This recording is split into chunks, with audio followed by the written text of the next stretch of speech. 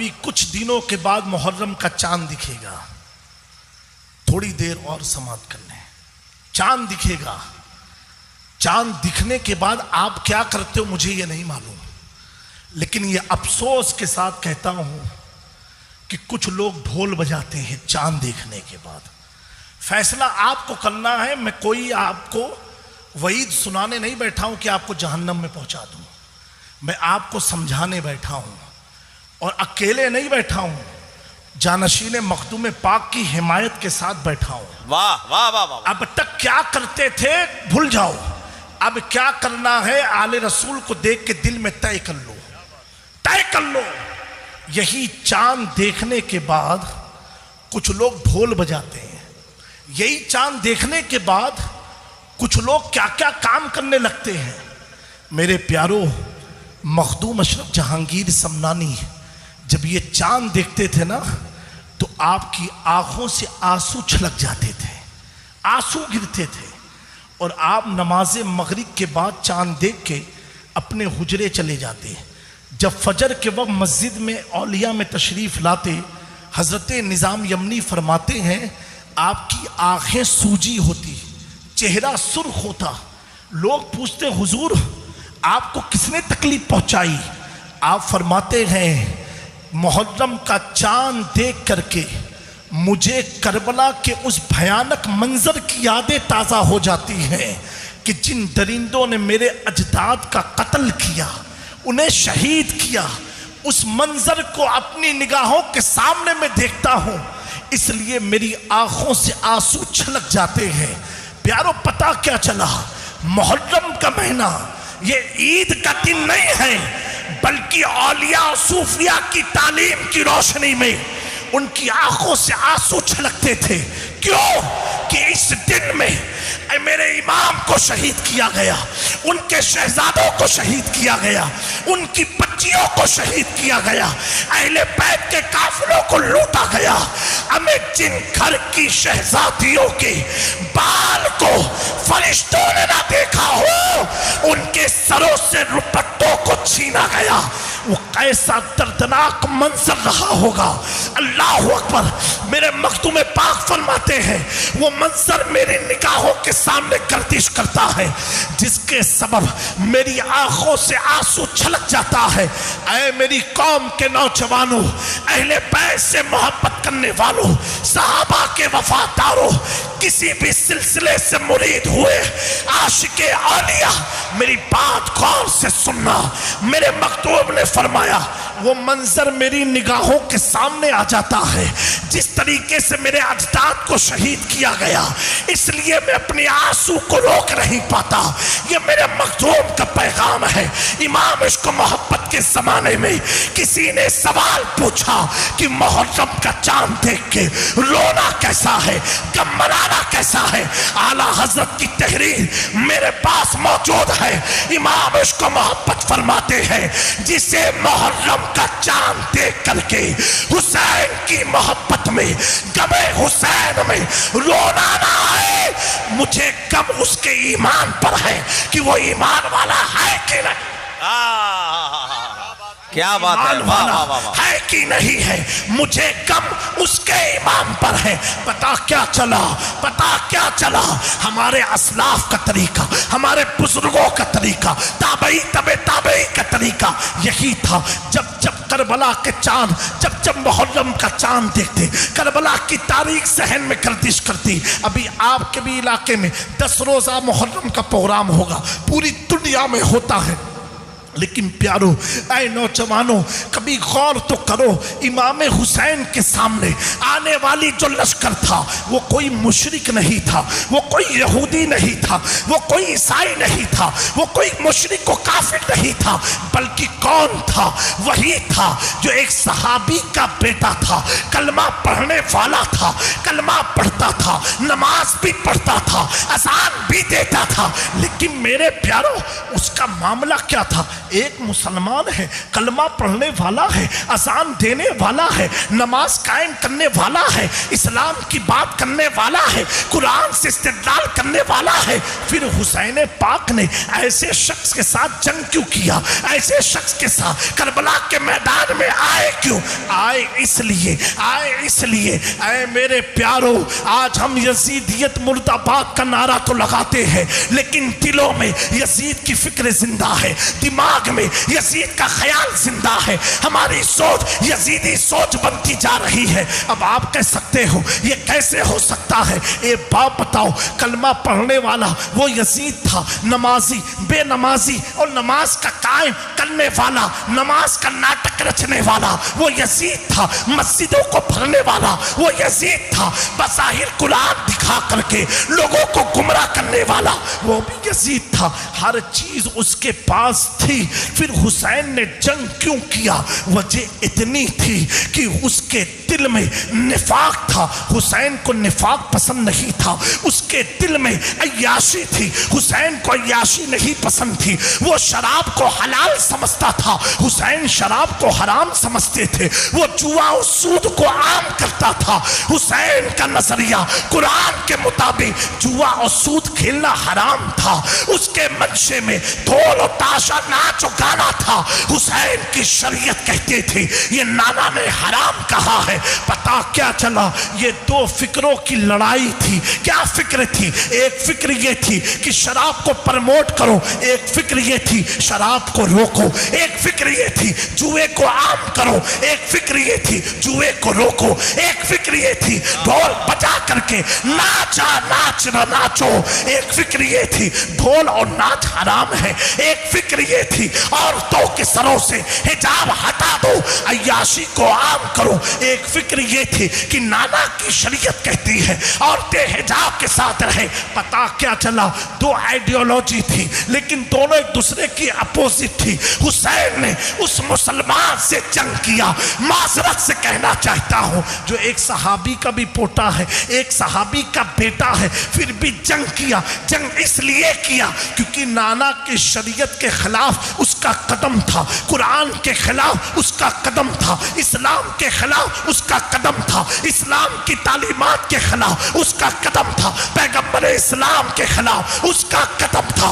تو حسین نے یہ پرواہ نہیں کیا کہ بیٹا کس کا ہے، پوتا کس کا ہے، کلمہ کس کا پڑھتا ہے، دین کی باتیں کس کی کرتا ہے، بلکہ حسین نے اپنی رگوں میں حیدر کرار کے خون کا حق ادا کرتے ہوئے میدان کربلا میں جا کر کے قیامت تک کے مسلمانوں کو پیغام دے دیا کہ میری لڑائی صرف یزید تک نہیں ہے، جو شرابی ہے اس سے حسین کی لڑائی ہے، جو جواری ہے اس سے حسین کی لڑائی ہے، جو ڈھول اور تاشے اور ناچ گانے والے ہیں اس سے حسین کی لڑائی ہے۔ میرے پیارو، اب ہمیں اس محرم میں طے کرنا ہے، ہمیں شراب، جوا، سٹہ، ان تمام ڈھول تاشے ناچ گانے میلہ ان کی طرف جانا ہے کہ حسین کے دین کی طرف جانا ہے، حسین کی طرف جانا ہے، حسین کے گروہ میں جانا ہے، حسین کے لشکر میں جانا ہے۔ اے میرے اللہ کے نبی کے پیارے دیوانوں، پیارے آقا صلی اللہ علیہ وآلہ وسلم نے ارشاد فرمایا، اگر کوئی شخص شراب پی لیتا ہے، کوئی شخص نشے کی کوئی چیز کا استعمال کرتا ہے اور جب تک اس کے جسم میں شراب کا ایک بھی قطرہ باقی رہے گا، حضور فرماتے ہیں اس کی نماز قبول نہیں ہوگی، اس کا کار خیر قبول نہیں ہوگا، اس کا صدقہ قبول نہیں ہوگا، اس کی دعائیں قبول نہیں ہوگی۔ آگے آقا کریم ارشاد فرماتے ہیں اگر اس کے جسم میں شراب کا ایک قطرہ بھی باقی رہا اور وہ دنیا سے مر گیا، حضور فرماتے ہیں ایسا شخص کافر ہو کے مرے گا، کافر ہو کے مرے گا۔ آپ علماء سے پوچھیں، اگر کوئی شخص بظاہر شراب کا عادی ہے، ایسے شخص کی نماز جنازہ پڑھانے کا بھی حکم نہیں ہے اسلام میں۔ اللہ اکبر۔ کریم آقا ارشاد فرماتے ہیں، حضرت انس سے یہ روایت منقول ہے، آپ فرماتے ہیں 10 لوگوں پر جہنم کی آگ حرام ہے، 10 لوگوں پر جنت اللہ نے حرام کر دیا ہے اور ان پر اللہ اور اس کے رسول کی لعنت برستی ہے۔ وہ 10 لوگ کون ہیں؟ صحابہ نے پوچھا، حضور فرماتے ہیں شراب بنانے والا، شراب بیچنے والا، شراب خریدنے والا، شراب کو ایک جگہ سے دوسری جگہ پہنچانے والا، شراب پینے والا، شراب پلوانے والا، شراب کی محفلوں کو سجانے والا۔ ارے پیارو، آج کچھ لوگ یہ بھی نادانی میں کہتے ہیں کہ میں نے پیا تو نہیں تھا، صرف مال کو اس شہر سے اس شہر تک پہنچایا تھا، میرا کیا گناہ ہے؟ حضرت انس فرماتے ہیں حضور نے فرمایا اگر کوئی شراب کو ایک جگہ سے دوسری جگہ لے کے بھی جاتا ہے اس پر بھی اللہ اور اس کے رسول کی لعنت برستی ہے۔ 10 لوگ ہیں جن پر اللہ کی اور اس کے رسول کی لعنت ہوتی ہے۔ میرے پیارو، حدیث قدسی ہے، اللہ تعالیٰ فرماتا ہے، حضور اس کی روایت فرماتے ہیں کہ اگر کوئی شخص شراب کے تعلق سے اللہ اکبر اللہ اکبر، اللہ کی پناہ، اللہ ہم سب کو صراط مستقیم پر گامزن فرمائے۔ اللہ ان حدیث کی برکت سے ہمارے دلوں سے ان چیزوں کی نفرت پیدا فرما دے، اللہ تعالیٰ اپنا قرب عطا فرمائے۔ حضور فرماتے کہ اللہ نے ارشاد فرمایا کہ اگر کوئی شخص شرابی ہے وہ مرنے کے بعد اس کے منہ میں پیپ ڈالی جائے گی، پیپ اسے پلائی جائے گی۔ ایک روایت میں ہے وہ یہودی ہو کے مرے گا، یہودی ہو کے مرے گا۔ اور اللہ تعالیٰ نے فرمایا جو شخص میرے خوف سے اگر شراب کو چھوڑ دے گا کہ اللہ کو نہیں پسند، اللہ فرماتا ہے میں اسے وہ جام پلاؤں گا، وہ مقدس جام جس کا وہ تصور بھی نہیں کر سکتا ہے۔ میرے پیارو، بڑا قیمتی وقت ہے، جن کی معدت تم پر اللہ نے فرض کی ہے، آج ان کا قدم تمہارے علاقے میں آیا ہے۔ سبحان اللہ۔ جب دنیا کی میڈیکل فیل ہوتی ہے، اسی بہار مظفر پور کے لوگ کچوچا کے نیر کا پانی پیتے ہیں، اللہ شفا عطا فرماتا ہے۔ واہ واہ واہ واہ واہ۔ آج اس بارگاہ کے جانشین آئے ہوئے ہیں، ان کی اولاد آئی ہوئی ہے، دل میں ارادہ کر کے اٹھنا کہ مولا اگر ہم شراب نوز باللہ پیتے تھے، آج جانشین مخدوم سمنا کی برکت سے ہم توبہ کرتے ہیں۔ کیا بات ہے، واہ۔ اور محرم کا چاند ڈھول تاشوں سے نہیں، محفل حسین سے زندہ کریں گے۔ واہ واہ واہ واہ۔ نعرہ تکبیر، نعرہ رسالت، فیضان اہل بیت مصطفیٰ، جانشین مخدوم سمنا۔ واہ واہ واہ۔ بلکہ یاد حسین سے کریں گے۔ میرے پیارو، اللہ تبارک و تعالی آپ سب کو ان چند کلمات پر عمل کی ہم سب کو توفیق عطا فرمائے۔ تو نوجوانوں، آپ عمل کریں گے نا انشاءاللہ؟ اور جو بھی مرید نہیں ہوا ہے، موقع بڑا اچھا ہے، بار بار ایسے موقع نہیں ملتے ہیں، یہ موقع اتنا سنہرا ہے، اتنا پیارا موقع ہے۔ لوگ معذرت کے ساتھ تاج جبے کبے لگا کے بھی وہ چمک پیدا نہیں کرا پاتے جو چمک معین المشائخ کی ٹوپی میں آپ کو نظر آتی ہے۔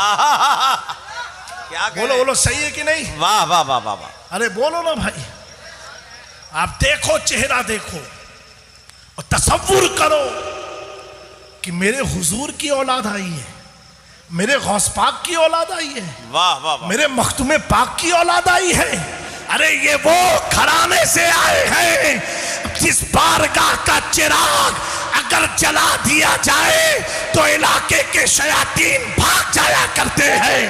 یہ چراغ نہیں، مخدوم کے گلشن کا مہکتا ہوا پھول آیا۔ سبحان اللہ سبحان اللہ، واہ واہ واہ واہ واہ واہ۔ زندہ باد وہ زندہ باد. مرید نہیں ہے، وہ یہ ارادہ کر کے اٹھیں کہ ہمیں جانشین مخدوم سمنا کے ہاتھوں میں ہاتھ دے کے یہ کہنا ہے تیرے ہاتھ میں ہاتھ میں نے دیا ہے، واہ تیرے ہاتھ ہے لاج یا غوث اعظم. اور میں اکثر تقریر میں کہا کرتا ہوں کہ محرم کا مہینہ جب آئے نا، اگر مرید نہیں ہو تو کسی آل رسول سے مرید ہو جایا کرو. واہ واہ واہ. اور عاشورے کے دن کوئی بھی سید زادہ ہو، آپ کے علاقے کا ہو، اسے اپنے گھر لاؤ، اور گھر لا کر کے اس کی ضیافت کرو، اس کی خدمت کر کے اسے کہو حضرت میرے لیے دعا فرما دیں، دعا فرما دیں. کیوں پیارو؟ کیوں؟ اس لیے جس نسل کو یزید مٹانے چلا تھا، اے اللہ تیرا شکر ہے آج اس نسل کو میں اپنے گھر میں لے کے آیا. واہ واہ واہ واہ واہ. سبحان اللہ سبحان اس اللہ. فکر کو عام کرو، سیدوں سے معدت کرو، علماء کی وفاداری کرو. ان چند کلمات پر اپنی گفتگو کو ختم کرتا ہوں. یقیناً مولانا حسنین صاحب کے والد کی یہ مغفرت کے اعلان کا جلسہ ہے کہ اتنے آل رسول آ جائے، یقیناً اللہ ان کی مغفرت فرمائے گا، ان کے درجات کو بلند فرمائے. اور ہمارے جو بھائی کے بچوں کے عقیقے کا پروگرام تھا، اللہ محمد ممتاز صاحب اللہ تعالیٰ ان کی اس عقیقے کو بھی قبول فرما کے ان کے بچوں کو اہل سنت پر، مسلک اعلیٰ حضرت پر قائم و دائم فرمائے. وما علینا الا البلاغ. السلام علیکم. استغفر اللہ ربی من کل ذنب واتوب الیہ.